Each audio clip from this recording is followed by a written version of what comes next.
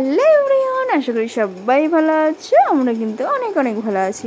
তো বন্ধুরা, আজকে তোমাদের সাথে একটা টেস্টি সুস্বাদু রেসিপি নিয়ে এসছে। সেটা কি বলো তো? চাউমিন। হ্যাঁ হ্যাঁ হ্যাঁ, চাউমিন।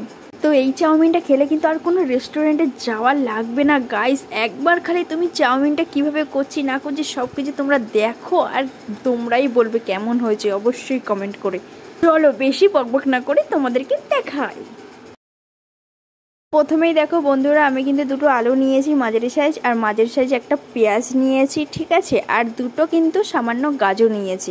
তো আর তোমাদের বাড়িতে যদি আরও সবজি থাকে তাহলে দেবে, আরও ভালো লাগবে। আর কিন্তু দুটো ডিম অ্যাড করছি, আর হলো বাঁধাকপি অল্প একটু দিচ্ছি, যেহেতু আমার এক প্যাকেট চাউমিন সেই কারণে। তো এইদিকে দেখো আমি কিন্তু গ্যাস ধরিয়ে বসিয়ে দিয়েছি গরম জল, যেহেতু চাউমিনটাকে গরম করতে হবে তো সেই কারণে কিন্তু গরম জলটা বসিয়ে দিয়েছি। আর এইদিকে দেখো আমার জলও কিন্তু ফুটে গেছে অলরেডি। পরে দেখো এই দেখো চাউমিন আমার হাতে মানে প্লেটে রেখে দিয়েছি, আর এই চাউমিনটা কিন্তু আমি দিয়ে দেবো, যেহেতু আমার জলটা গরম হয়ে গেছে সেই কারণে। তো বন্ধুরা, চাউমিনটা দেওয়ার সঙ্গে সঙ্গে একটু নাড়াচাড়া করতে হবে, না হলে কিন্তু চাউমিনটা লেগে যেতে পারে।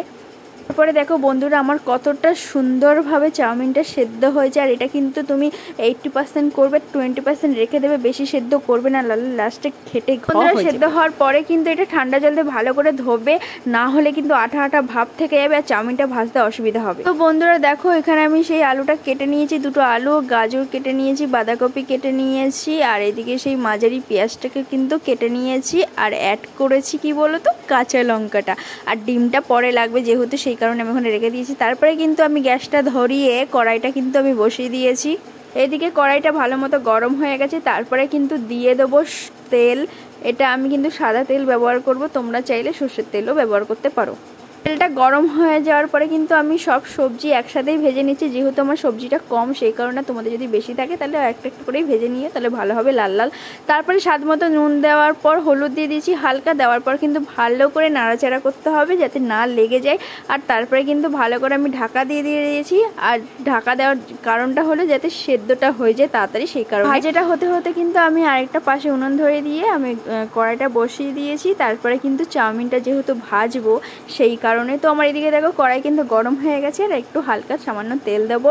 কিন্তু পুরো রান্নাটাই সাদা তেলে করব, আর সাদা তেলে করলে কিন্তু শরীরের খুবই ভালো হয়।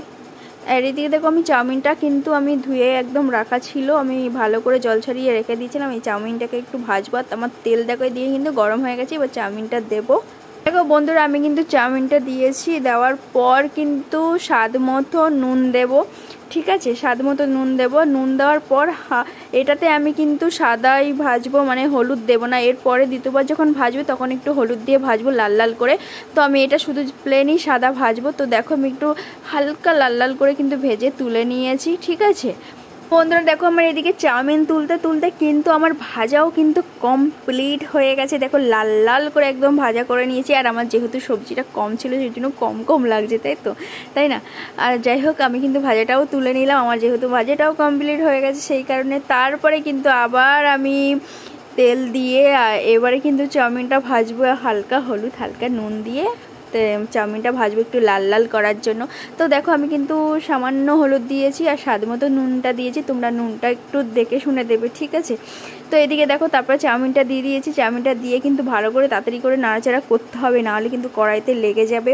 তো দেখো আমার কিন্তু নাড়াচাড়া এদিকে দেখো আমি এদিকে কিন্তু ভালো করে নাড়াচাড়া করে নিয়েছি। আর তারপরে দেখো আরেকটা সাইডে কড়াই বসিয়ে, যেহেতু যেটাই আমি আলু ঠালু ভেজেছিলাম সেটাই দেখো হালকা যে কাঁচা লঙ্কাটা ছিল আর পেঁয়াজটা ছিল এটা কিন্তু ভালো করে ভেজে নেব। আর এর ভিতরেই কিন্তু আমি ডিমটা দিয়ে ডিমটা ভাজবো কুচি কুচি কুচি কুচি করে। এদিকে দেখো আমার কিন্তু পেঁয়াজটা ভাজা ভাজা ভাজা চলছে কিন্তু দেখো এইদিকে কিন্তু আবার ভাজা কমপ্লিট হয়ে গেছে গাইস। পুরোটাই ভাজা, পুরোটা না মানে হালকা ভাজা হয়ে গেছে, লাল লাল করে ভেজে নিয়েছি। তো তারপরে দেখো দুটো ডিমকে মানে ফাটিয়ে তাতে হালকা স্বাদ মতন হালকা নুন দিয়ে আমি ফাটিয়ে ভালো করে কিন্তু দিয়ে দিলাম। এটাকে কিন্তু এবারে কিন্তু ভালো করে নাড়াচাড়া করে একদম কুচি কুচি করে নেবো। আর এইদিকে দেখো আমার কিন্তু চাউমিনও কমপ্লিট হয়ে গেছে। তো আমি দুদিকে দুটো কড়াই বসিয়ে দিয়েছি যাতে জলদি হয়ে যায়, তোমাদেরকেও দেখাতে হবে তো জলদি। তো এদিকে দেখো আমি কিন্তু যা মানে আমাদের সাদা চাউমিনটা আগে ভেজেছিলাম আর সবজিটা ভেজেছিলাম এগুলো সব একসাথে মিক্স করব। এবার কিন্তু ভালো করে, এবারে হলো মেন কাজ। এবারে ভালো করে কিন্তু নাড়াচাড়া করে ভালো করে মেশাবো। দেখো চাউমিনটা কি সুন্দর দেখতে হচ্ছে না, তাই না? আমার তো সত্যিকারের এইসব বাড়িতে যদি চাউমিন করে না, আর বাইরে চাউমিন একদমই পছন্দ হয় না। তারপরে কিন্তু দিয়ে দিয়েছি একটু হালকা সামান্য চাউমিন মশলা, তারপরে হলো টমেটো সস, তারপরে দিয়ে দিলাম সেই ভেজে রাখা পেঁয়াজ, লঙ্কা, ডিম। তাই তো, হেব্বি সুন্দর, হেব্বি দারুণ দারুণ দারুণ। এবার কিন্তু ভালো করে এটাকে মেশাতে হবে। আর মেশানোর পর দেখো গাইস, এত সুন্দর লাগছে না কি বলবো। দেখো এবার কিন্তু আমার পুরো কমপ্লিট হয়ে গেছে। আর এবার নামাচ্ছি, আর এত সুন্দর লাগছে, কি দারুণ দারুণ দারুণ, সত্যিকারের দারুণ, অসাধারণ, মানে অসাধারণ। তোমরাই বলো গাইস, তোমরাই বলো কেমন হয়েছে আমার চাউমিন রেসিপিটা, বলো। এরকম সত্যিকারের এরকম রেসিপি যদি ঘরে মানে চাউমিন করা হয় না, আর বাইরের একদমই একদমই যেতে হবে না। তো তোমরা অবশ্যই বলবে কমেন্ট করে কেমন হয়েছে, ভালো হলেও বলবে, খারাপ হলেও বলবে, অবশ্যই তোমরা কমেন্ট করে বলবে। আর ভিডিওটা কিন্তু এই পর্যন্ত স্কিপ করছি, আগামীকাল আবার নতুন রেসিপি নিয়ে আসছি। ততক্ষণ তোমরা সুস্থ থাকো, ভালো থাকো। আর যারা যারা নতুন বন্ধু আছে প্লিজ চ্যানেলটাকে সাবস্ক্রাইব করতে কিন্তু একদমই ভুলবে না। তো টাটা বাই বাই, সবাই কিন্তু ভালো থাকবে, টাটা।